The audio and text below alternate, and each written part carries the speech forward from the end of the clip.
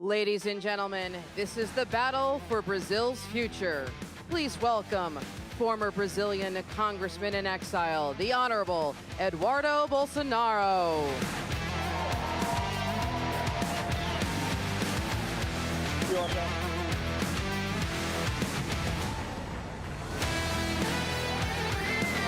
How are you all?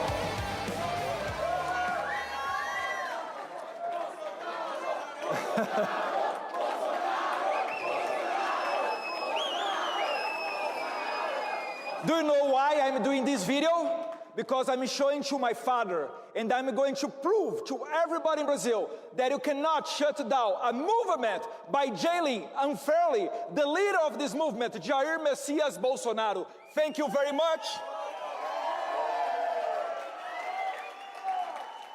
And ladies and gentlemen, to prove what I'm talking here, please, a very warm welcome to the next president of Brazil, Senator, and my brother, Flavio Bolsonaro.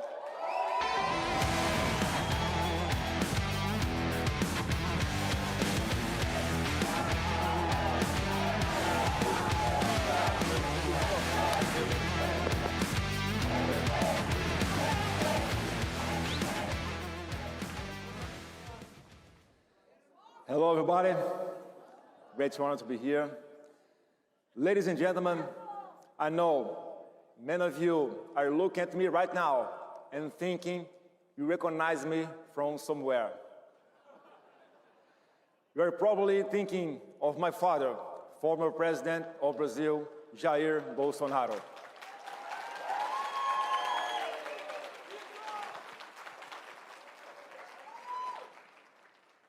Here he is with Donald Trump at the White House in 2019.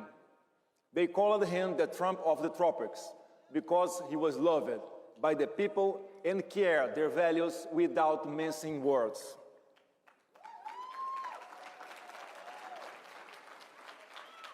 Here, he's speaking from this very stage at CPAC 2023, when many of you gave him a standing ovation.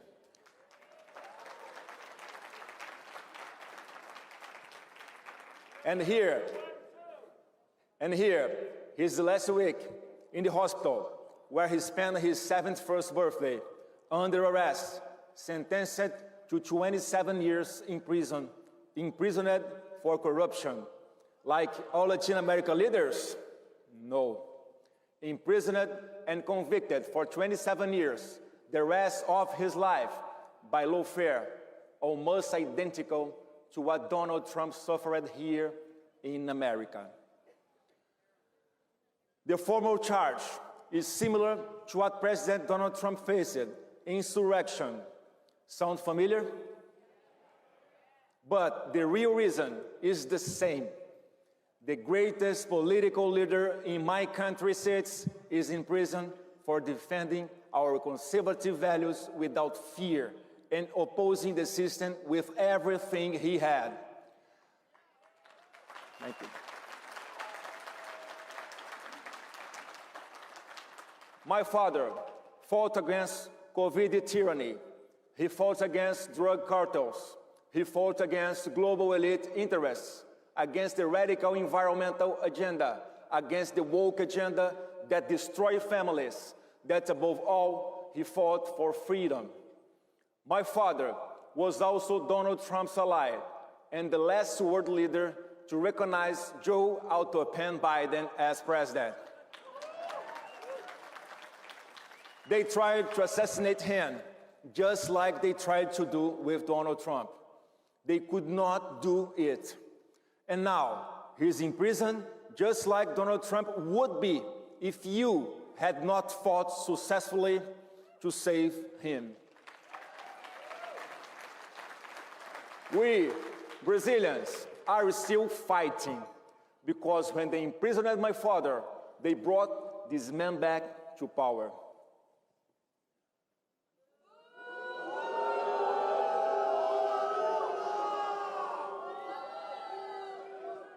The same people who imprisoned my father took this man, socialist ex-president Lula da Silva, convicted multiple times for corruption, out of prison and put him back in the presidency. All of this under a flood of USAID money and massive interference from the Biden administration. The result? Brazil is living another devastating economic crisis, a public security crisis with huge expansion of narco-terrorist cartels and multiple corruption scandals involving even Lula's own family members. But maybe you are thinking, why should we care? This is Brazil's problem. Let me explain exactly why this matters to America and to the world. First, we don't think you fully understand the scale of what we are talking about. Brazil is larger in territory than the continental United States. We have 220 million people in a nation that is 90% Christian. We represent more than half of all South America in territory, population, and GDP. With all respect to our neighbors, just one Brazilian state has a larger economy than the second largest economy in the region. We control the world's largest freshwater reserves, vast agricultural lands that feed the world, and energy resources that could power continents. Even our neighbors know that our region cannot prosper if Brazil fails. Any Latin American policy that does not take Brazil into account is doomed to failure. But here's what should really get your attention. Brazil is going to be the battleground where the future of the hemisphere will be fought, because Brazil is America's solution to break independence on China for critical minerals, especially rare earth elements.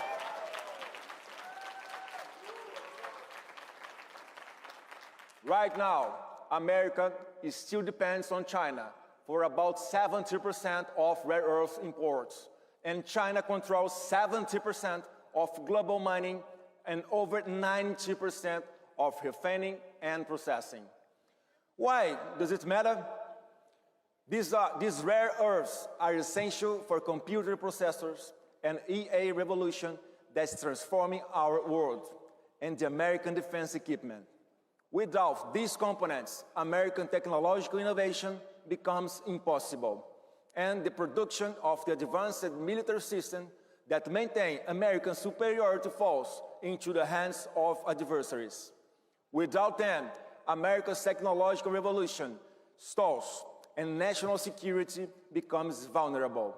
And when America becomes vulnerable, the entire free world becomes vulnerable. So how has Brazil's relationship with the United States been since the man that Joe Biden and the American deep state worked so hard to bring to power to control? Lula and his party are openly anti-American. He speaks publicly about undermining the dollar as the global currency. He has aligned Brazil with China on a massive scale. He has opposite American interests on every single item of foreign policy, publicly criticizing President Trump's actions on Venezuela, Iran, Cuba, and the fight against drug trafficking. Most shocking of all, he has used heavy lobbying with certain US advisors to prevent Brazil's two largest drug cartels from being classified as terrorist organizations. Yes, even according to a New York Times article published yesterday, the president of my country lobbies America to protect terrorist organizations that oppress my people, launder money, and export drugs and weapons to the United States and to the world. And just 2 weeks ago, as proof of how bad things have gotten, Brazil under Lula canceled the visa of Dr. Darren Beatty, senior advisor of Brazil policy at the US State Department, the highest American diplomatic position for dealing with Brazil. Something unprecedented in our history. All because Dr. Biri asked to visit my father in prison and evaluate his conditions. Yes, Brazil is now expelling American diplomats. Now, I understand President Trump is very busy making America great again and must maintain institutional relationships with leaders of every country, regardless of his personal preferences. And I know that sometimes, when surrounded by advisors with their own interests, the picture gets blurred. But I'm confident that the greatest deal-maker in history can easily see who Brazil's real allies are. But let me share the good news. I told you, we are still fighting. And at the end of this last year, my father gave me the greatest mission of my life, to run for president in his place in October 2026 elections.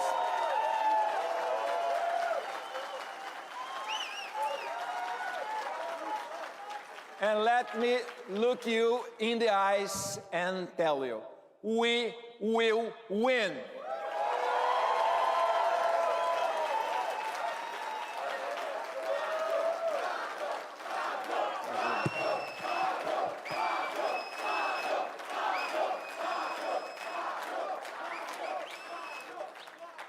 I'm leading the polls across the country.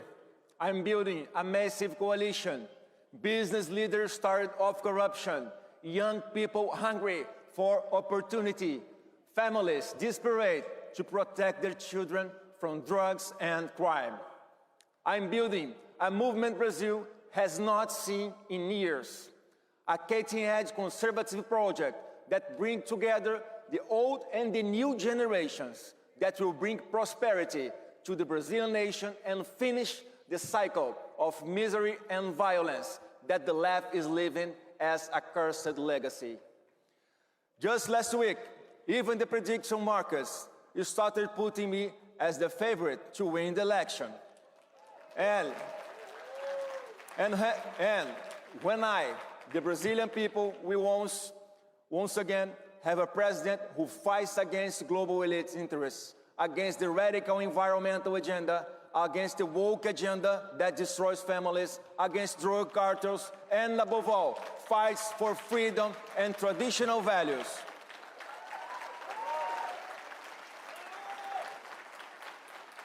A president who proclaims without fear that Jesus Christ is our Lord.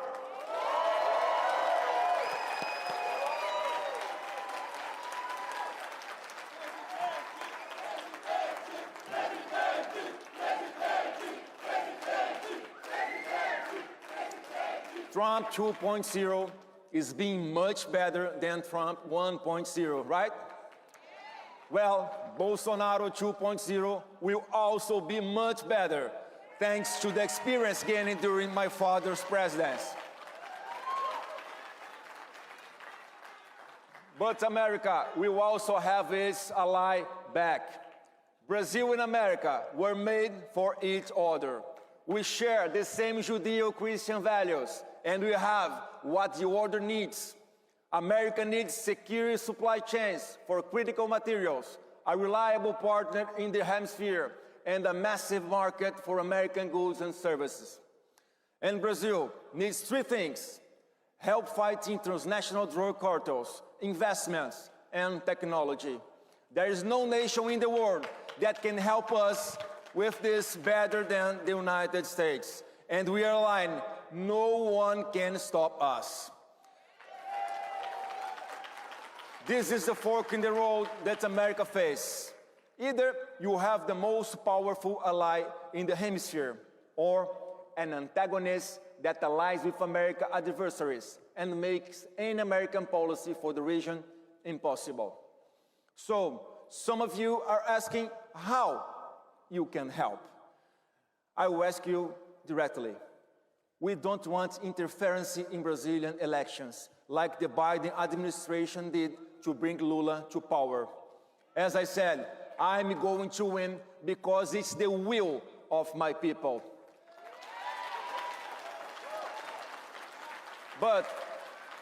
For that will to be preserved, we need free and fair elections.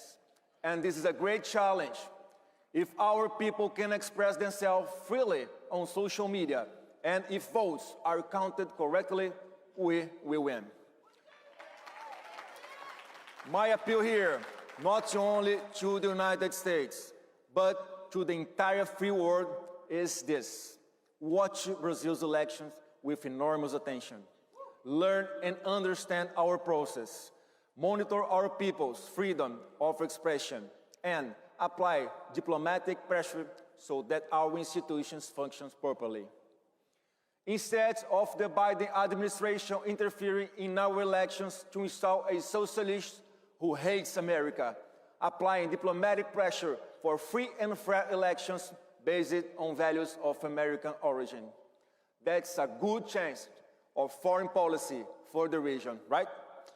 My father sits in prison tonight for the same beliefs you hold, but his sacrifice will not be in vain. Next year, when I return to this stage as President of Brazil, we won't just be celebrating another election victory. We will be celebrating the birth of the strongest conservative alliance in Western Hemisphere history.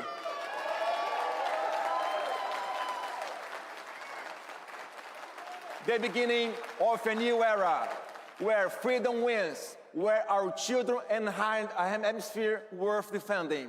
God bless America. God bless Brazil. Thank you so much.